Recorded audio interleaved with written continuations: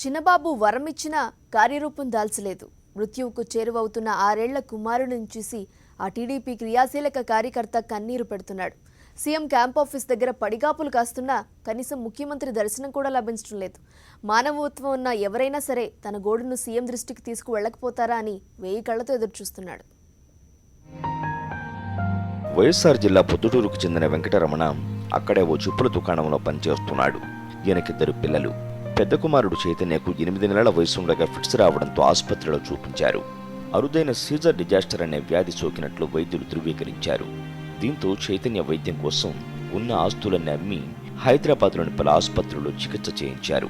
కుమారుడి పరిస్థితి చూస్తూ తల్లి కూడా మనోవ్యతతో ఏడాది కిందట కన్ను మూసింది. ఈ నేపథ్యంలో ఇద్దరు పిల్లలను చూసుకుంటూ చైతన్య వైద్యం కోసం వెంకటరమణ తెలిసిన అందరినీ సంప్రదించాడు.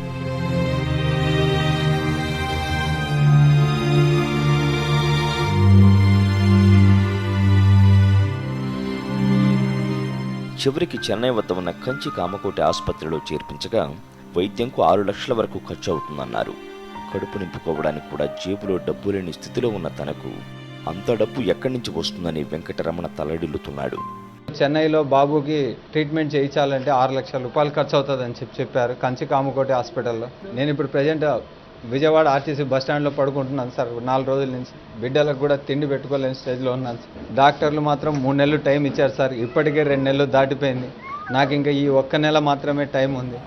టీడీపీలో క్రియాశీల సభ్యుడిగా ఉండడంతో 2 నెలల కిందట కడపలో జరిగిన టీడీపీ సమావేశంకు హాజరైన చంద్రబాబు తనయుడు లోకేష్ కూడా తన బాధ వివరించాడు. వెంకటరమణ తప్పకుండా పార్టీ పరంగా ప్రభుత్వ పరంగా ఆదుకుంటామని, సాయం కోసం దరఖాస్తు చేసుకోమని లోకేష్ భరోసా ఇచ్చినట్లు వెంకటరమణ చెబుతున్నాడు. కానీ ఇప్పటి వరకు ఎటువంటి సాయం అందలేదంటున్నాడు. సీఎం రిలీఫ్ ఫండ్కి అప్లై చేశాను కానీ రావట్లేదు. అయ్యా చంద్రబాబు గారు నా బిడ్డను ఆదుకుంటారని మిమ్మల్ని వేడుకుంటున్నాను. దయ ఉంచి అయ్యా నన్ను ఆదుకోమని నేను వేడుకుంటున్నాను. నేను తెలుగుదేశం పార్టీ కార్యకర్తగా కూడా ఉన్నాను. అయ్యా 10 సంవత్సరాల నుంచి నేను మీ పార్టీకి సేవ చేస్తున్నాను సార్. నా బిడ్డను దయచేసి ఆదుకోండి సార్, నన్ను నా కుటుంబాన్ని. మీకు ఇదే సార్ మీ పాదాలు పట్టుకొని వేడుకుంటున్నాను సార్. నా బిడ్డను ఆదుకోండి సార్, ప్లీజ్ సార్. సీఎం గారి దగ్గరికి వెళ్ళలేదు మీరు క్యాంప్ ఆఫీస్కి 5 నెలల నుంచి తిరుగుతున్నాను sir. Additional secretary Ram Subbaiah గారిని కలిశాను సార్. చేస్తానని చెప్పారు. మార్చిలో కడపలో నారా లోకేష్ గారు కార్యకర్తల మీటింగ్లో కూడా సార్ని కలిశాను సార్.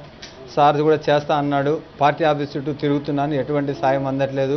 సీఎం సురేష్ నాయుడు గారిని కూడా కలిశాం సార్, ఎటువంటి సాయం అందట్లేదు సార్ నాకు.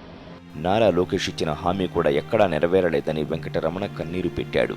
సీఎంను కలిసేందుకు ప్రతిసారి క్యాంప్ ఆఫీసు వద్దకు వస్తున్నా ఆయనను కలవనివ్వకుండా బయట గెంటేస్తున్నారని ఆవేదన వ్యక్తం చేస్తున్నాడు. 6 ఏళ్ల తన కుమారుడు మృత్యువుకు చేరువవుతున్నాడని, తక్షణ ముఖ్యమంత్రి స్పందించి ఆదుకోకపోతే బిడ్డను కోల్పోతానని వెంకటరమణ బోరుమంటున్నాడు.